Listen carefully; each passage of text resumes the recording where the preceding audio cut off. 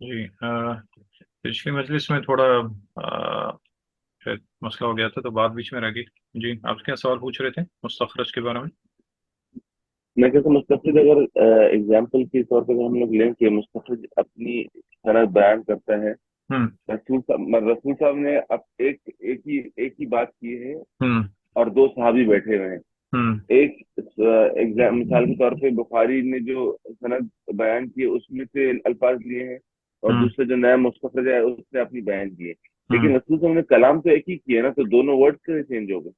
ہاں یہ بات صحیح ہے، اس لیے تو کہا نا کہ کچھ علماء اس چیز کے قائل ہیں کہ روایت بالمعنی نہیں ہونا چاہیے، روایت بالالفاظ ہی ہونا چاہیے۔ لیکن لیکن کچھ علماء یہ کہتے ہیں کہ روایت بالمعنی ہو سکتا ہے، لیکن خاص طور پر ایسی حدیثیں جن کے الفاظ کم ہوں، یعنی چھوٹے الفاظ ہوں، ان میں آپ دیکھیں گے کہ الفاظ کا بھی اتنا فرق نہیں ہے۔ اور یہ ضروری نہیں ہے کہ آپ صلی اللہ علیہ وسلم نے وہ بات ہمیشہ ایک ہی الفاظ سے کہی ہو سکتا ہے وہی بات آپ نے مختلف الفاظ میں بھی کہی ہو، کیونکہ ایک بات آپ مختلف موقعوں پہ بھی اس کو آپ دہراتے تھے الگ الگ اس کے حساب سے، تو یہ سارا اختلاف اسی پہ جاتا ہے روایت بالمعنی کے اعتبار سے۔ اور ہو سکتا ہے کہ صحابیوں کے دور میں صحابی نے اس میں الفاظ میں بھی فرق نہ کیا ہو،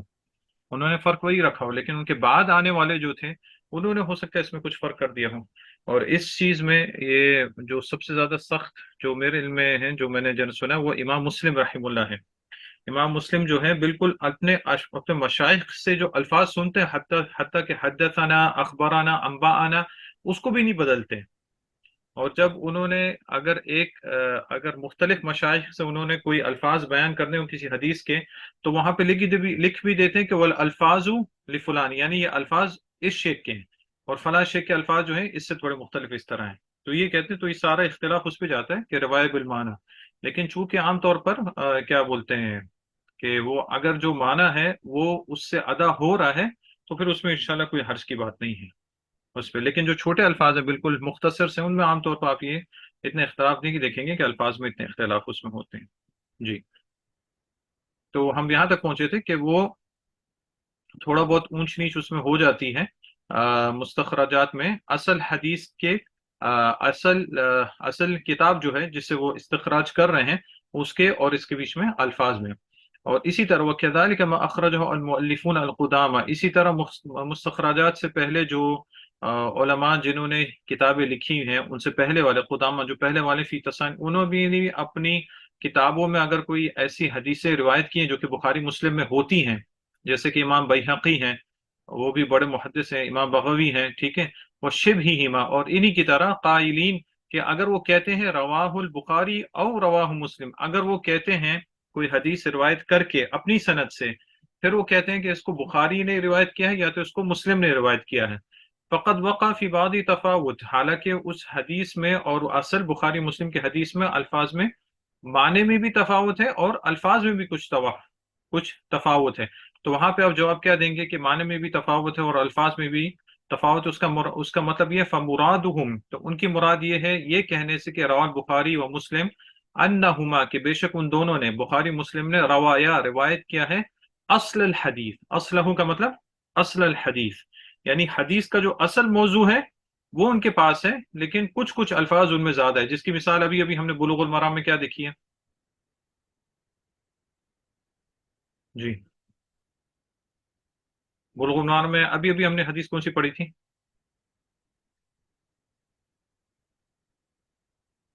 آپ کی آواز نہیں آ رہی، پھر ابھی آ رہی تھی، ابھی پھر آواز بند ہو گئی۔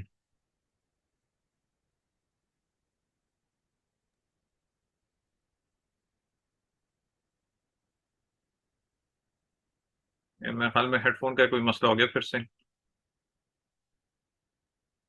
چلے مسئلہ نہیں ہے، یہ موضوع اتنا وہ نہیں ہے، پیچیدہ نہیں ہے، ہم ایک اور چیز لے کے اس کے اوپر میں بات کر کے اس کو جو ہے ختم کر دیتا ہوں، کیونکہ میرے خیال میں اس کے یہ آپ کے جو ہیڈ فون کا کوئی مسئلہ ہو گیا تو کلاس کو لمبا نہیں کرتے، بس ایک اور موضوع لے لیتے ہیں۔ تو اتنی بات تو یہاں تک واضح ہوگی، کچھ اگر اشکال ہے تو انشاءاللہ اگلی مجلس میں پوچھ لینا کہ دوسرے علماء بھی اگر کوئی روایت کرتے ہیں جو کہ بخاری مسلم میں ملتی ہے، تو اگر وہ کہتے ہیں کہ اس کو بخاری مسلم میں روایت، کہ اس کا مطلب یہ نہیں کہ سیم حدیث ادھر ہے، بلکہ اس کا مطلب یہ ہوتا ہے کہ اصل حدیث بخاری مسلم میں ہے، جس کا جو میں کہہ رہا تھا شواہد ہم نے جیسے ابھی بلوغ المرام میں دیکھا ہے کہ ہم نے حدیث وہاں پہ پڑھی تھی کہ آپ صلی اللہ علیہ وسلم نے منع کیا کہ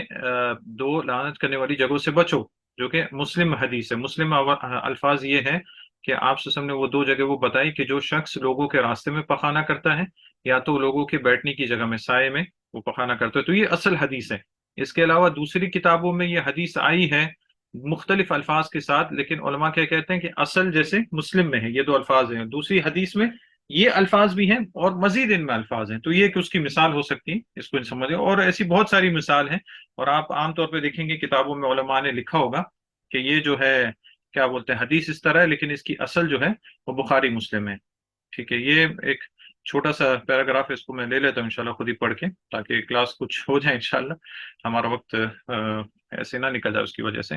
ٹھیک ہے، هل يجوز ان ننقل منها حديثا ونعزوه اليهما.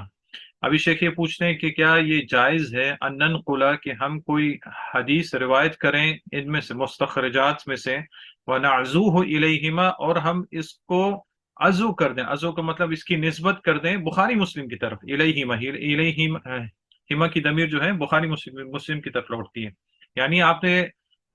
روایت جو نقل کی، آپ کوئی بک لکھ رہے ہیں یا کچھ بھی لکھ رہے ہیں، اس میں یا تو کوئی آپ کسی کو میسج بھیج رہے ہیں اور آپ روایت لیتے ہیں مستخرجات سے، اور آپ لکھتے ہیں کہ یہ بخاری مسلم میں ہے، کیونکہ اصل تو بخاری مسلم میں ہے لیکن آپ نے مستخرجات سے لیا ہے، تو کیا یہ ضرور تو کیا یہ جائز ہے کہ آپ اس کو عزو کر دیں؟ عزو مطلب نسبت کر دینا بخاری مسلم کی طرف. تو یہ کیا بولتے بنا ان علی ما تقدم، یعنی اس بنیاد پر جو پیچھے ہم نے رکھی ہے، یعنی بنا علی ما تقدم جو گزرا ہے اس کی بنا پر، یعنی اس کے اعتبار سے فلا یجوز نہیں جائز ہے یہ شخص کسی بھی شخص کے لیے این قولا من المستخرجات کہ وہ مستخرجات سے کوئی حدیث لے، اب الکتب المذکورہ آنفا حدیثا، یا تو وہ کتابیں جو ابھی ابھی ذکر کی گئی، آنفا کا مطلب ابھی ابھی ذکر کی گئی، حدیثا ابھی ابھی، ویقول اور وہ یہ کہے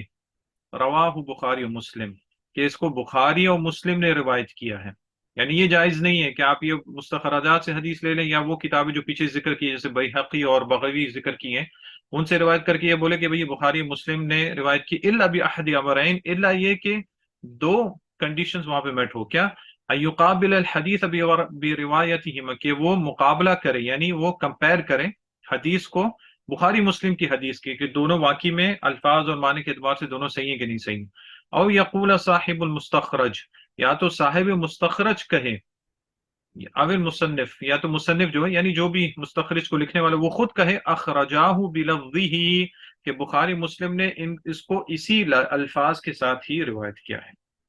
اگر ایسا ہے تب آپ مستخرجات سے بھی حدیث نقل کر کے کہہ سکتے ہیں کہ بخاری مسلم نے اس کو روایت کیا. یہ یہاں پہ شیخ کے کہنے کا مقصود ہے. ٹھیک ہے انشاءاللہ، تو اس کو یہیں پر روکتے کہ میرے خیال میں آپ کے وہ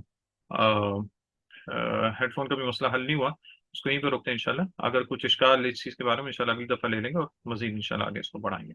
سبحان اللہ و بحمدہ، سبحانک اللہم و بحمدک، اشہد ان لا الہ الا انت، استغفرک و اتوب الیک.